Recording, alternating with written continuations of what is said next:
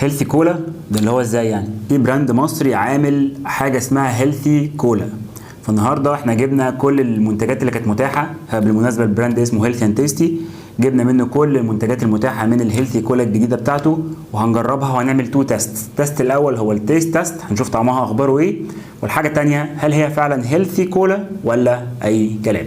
وانا اخترعت اختبار جديد اسمه اختبار الاستكانه، شويه صغيرين ندوقهم نشوف طعمهم ايه وندخل على اللي بعده عشان في كذا حاجه هندوقها النهارده. نبدا الاول بالليمون بس،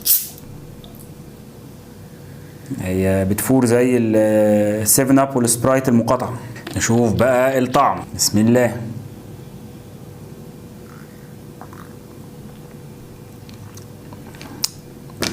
طعمها هايل زي السبرايت او 7 اب الدايت.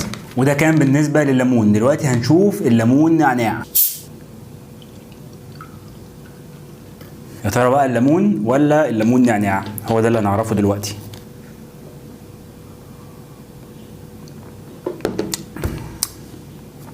الليمون نعناع قولا واحدا اصيع بكتير، وطعم النعناع هنعمل بقى زي الفود بلوجرز موديها في حته تانية. المفروض البرتقال دي هي بقى بديل الميراندا والفانتا والحاجات دي كلها، وبالمناسبه الحاجات دي ما كانش فيها اصلا دايت، فتعالوا نشوف بقى طعمها هيبقى عامل ازاي.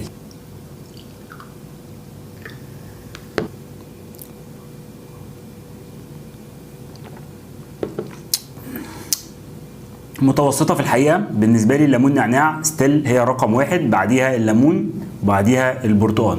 تعالوا لسه نكمل ونشوف الترتيب في الاخر هيبقى ايه. نشرب الاول شويه ميه عشان نضيع الطعم. دي حاجه زي الفانتا تفاح، واللي برضو مفيش منها دايت. بسم الله.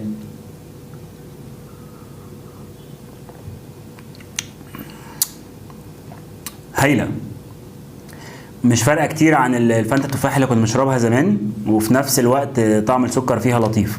ولسه هنشوف موضوع السكر ده لان هم كاتبين ستيفيا، وانا ما اعتقدش ان هو ده الطعم اللي يطلع من ستيفيا بس، فخلينا نشوف في الاخر. دي بقى الحاجه اللي انا كنت مستنيها، الهيلثي كولا، المنتج اللي هو بقى سوبر ستار بتاع المنتجات دي كلها.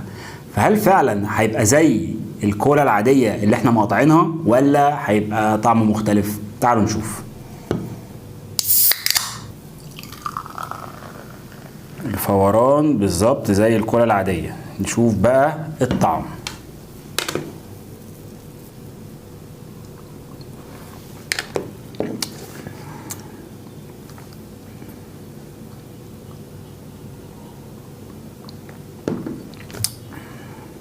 صراحه شابوه.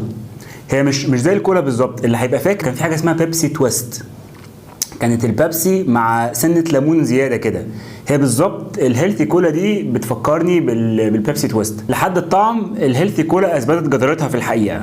رقم واحد بالنسبه لي هي الكولا، بيجي بعدها الليمون نعناع، بيجي بعدها التفاح الاخضر، بيجي بعدها الليمون العادي اهو، واخيرا خالص هي البرتقال.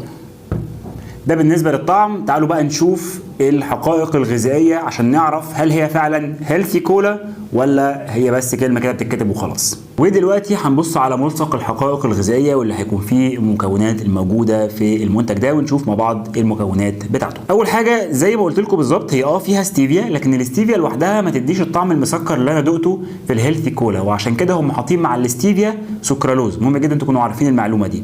سواء الاستيفيا او السكرالوز الاثنين FDA ابروفد، مفيش اي مشكله منهم في الكميات المعقوله، ولسه هتكلم عن الكميات كمان شويه. منظم حموضه، ماده حافظه، مياه غازيه، لون لامع، لون الترترازين الاصفر، مواد منكهه مطابقه للطبيعه. فطبعا بعد ما قرينا المكونات دي كلها هنلاقي ان هي ممكن تكون مشروب نقدر ندخله في الدايت بتاعنا، مش هيأثر على زياده الوزن لان ما فيهوش كالوريز. السكر المستخدم ستيفيا مع سكرالوز من البدائل الابروفد من FDA، لكن في نفس الوقت هو حاجه مصنعه، فانا شخصيا هدخلها في الدايت الدايت بتاعي، لكن مش هتبقى بشكل منتظم وبشكل دائم قد ما هي من حين لاخر.